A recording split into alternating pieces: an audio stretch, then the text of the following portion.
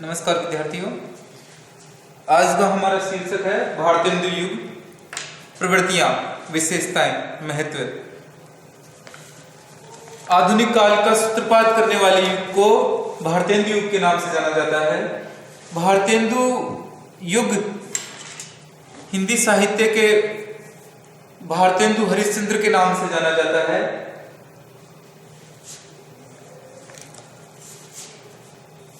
इस युग के कवियों ने अपने कर्तव्य को भलीभांति निर्वाह के लिए जनता के सामाजिक, आर्थिक, राजनीतिक पहलुओं का उद्घाटन अपनी कविता में किया। भाव, भाषा, छंद आदि सभी दृष्टियों से परिष्कार की प्रवृत्ति इस काल के साहित्यकारों में विद्यमान थी। इनकी प्रमुख काव्य प्रवृत्तियों का हम इस प्रकार उल्लेख करते हैं, उनकी विशेषताएं इस प्रकार है। उसमें हम सबसे पहले लेंगे तो सबसे पहली है राष्ट्रीयता की भावना। सबसे पहली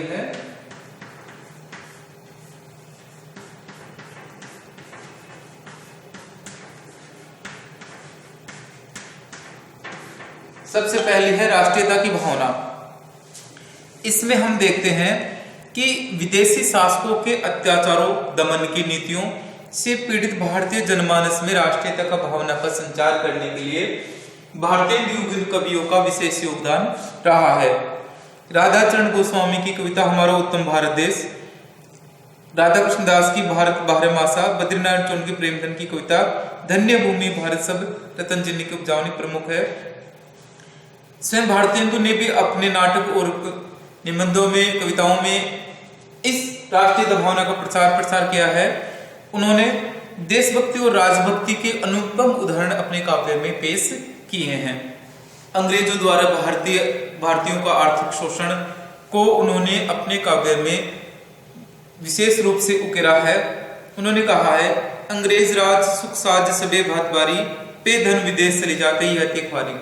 कि यह बड़ी दुख की बात है कि भारतीय से सारा रुपए, पैसा, संपदा विदेश में चली जाती है और वहां से लौटकर कच्चे माल के नाम पर भी भारत को ही लूटा जाता है।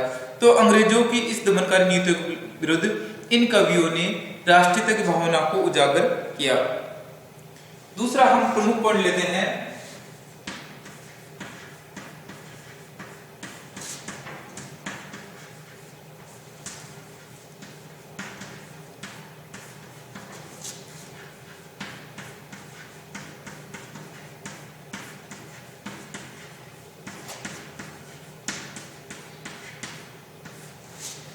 सामाजिक दुर्दशा का वास्तविक चित्रण।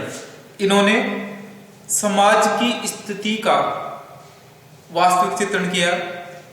इन्होंने समाज में जो समस्याएं थी, परंपराएं थी, उनके नाम पर जो समाज में अत्याचार हो रहे थे, उन सब का इन्होंने अपने काव्य में वास्तविक और यथार्थ चित्रण किया। इनके काव्य में समाज के जो तत्व हैं और उनके विशेषताओं का, दमनकारी नीतियों का यथार्थ चित्रण मिलता है। हम प्रमुख बात करें तो नव सामाजिक चेतना का उदय भी यहाँ होता है। विधवा विवाह, नारी शिक्षा, अस्पृश्यता निवारण की ओर इन्होंने जनमानस का ध्यान आकृष्ट किया और बाल विवाह, विधवा विवाह, सती प्रथा, छुआछूत को काव्य विषय बनाया। सामाजिक कुरीतियों, छल कपट, पाखंड को इन्होंने अपना काव्य का विषय बनाया और समाज की जो दुर्दशा थी, इन पाखंडों के कारण, इन कुरीतियों के कारण, बुरी परंपराओं के कारण, उन सब का इन्होंने डटकर विरोध किया और काव्य के माध्यम से एक नवीन सामाजिक वातावरण उत्पन्न करने की, नवीन सामाजिक वातावरण का माहौल बनाने की उन्होंने काव्य के माध्यम से चेष्टा की। तीसरा पॉइंट है श्रृंगारिकता।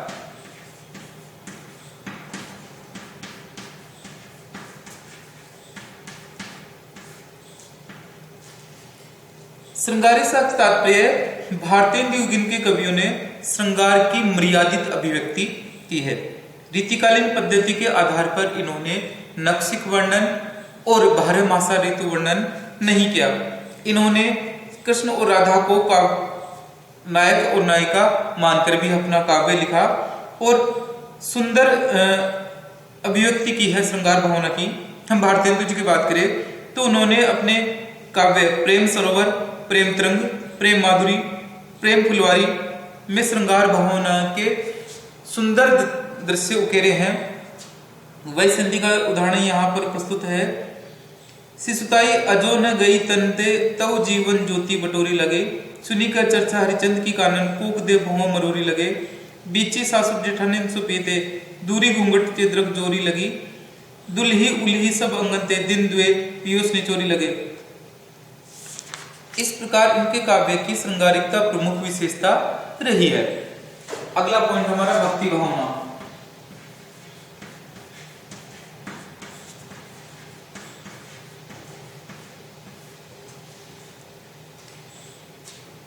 इन्होंने अपने काव्य में भक्ति भावना को विशेष रूप से प्रकट किया है, जो इनको रीतिकाल से विरासत में ही मिली थी। रीतिकाल और भक्ति काल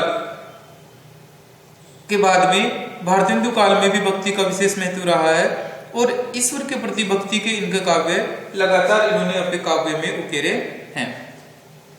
पांचवा हम लेंगे प्रकृति चित्रण।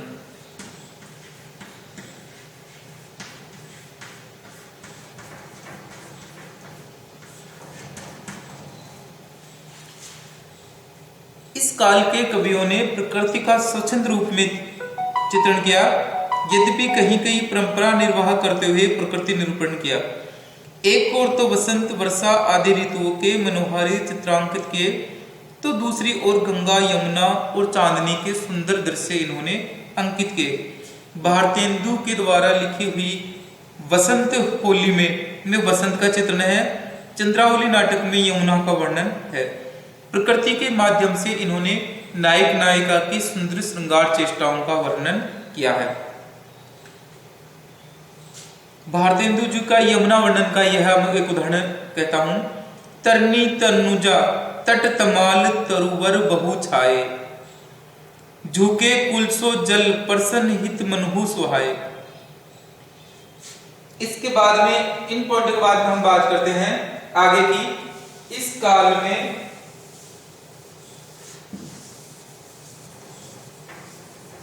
5 पॉइंट के बाद में हमारा छठा पॉइंट होगा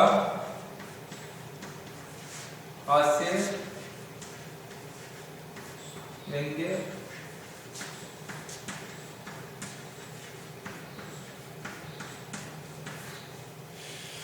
इस काल के कवियों ने हास्य और व्यंग्य के माध्यम से अपने काव्य में सामाजिक समस्याओं, कुरीतियों, परंपराओं, अंग्रेजों की दमनकारी नीतियों सबका विरोध किया।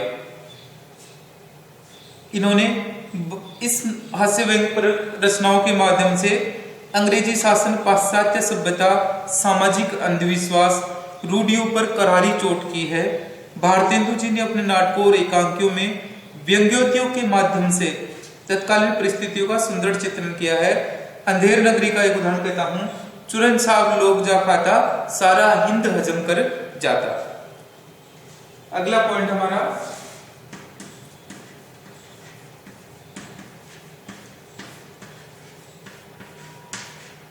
समस्या पूर्ति। समस्या पूर्ति किससे तात्पर्य है कि इस काल के कवियों ने समस्या पूर्ति के रूप में काव्य में जो सामाजिक समस्याओं का एक पूर्ति के साथ में उदाहरण भी पेश किया है। इस काल में कोई एक पंक्ति समस्या के रूप में दी जाती है और कविजन विलक्षण कल्पनाएं करते हुए उस समस्या की पूर्ति के लिए काव्य रचना करते हैं। कहने के तात्पर्य एक पंक्ति समस्या की आती है, उसके आगे वाली जो नेक्स्ट पंक्तियां हैं वो उसका समाधान प्रस्तुत करती है। तो ऐसा इस काव्य में बहुत देखने को मिलता है। अगला पॉइंट हम लेंगे भाषा शैली। इसको हम इस काल में ये भी लिख सकते हैं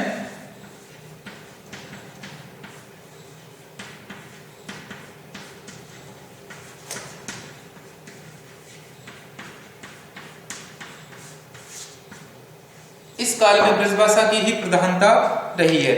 भारतेंदु युग के अधिकांश कवियों ने ब्रजभाषा में काव्य रचना की। यद्यपि खड़ी बोली का इस काल में प्रयोग आरंभ हो गया था, लेकिन फिर भी कवियों की अधिकतर रचनाएं हैं वो खड़ी बोली के बजाय ब्रजभाषा में ही है और इन्होंने साफ सुथरी ब्रजभाषा का प्रयोग किया है। और इस काल में मुक्तव काव्य की प्रधानता रही और सामाजिक विषयों पर उपदेश कर फुटकर पद्य भी लिखे गए, जिनमें भाव की गहनता और कला का उत्कर्ष है। दोहा, चौपाई, कुंडलिया, रोला, सवेया, हरि गीतिका जैसे छंद यहाँ प्रयोग किए गए।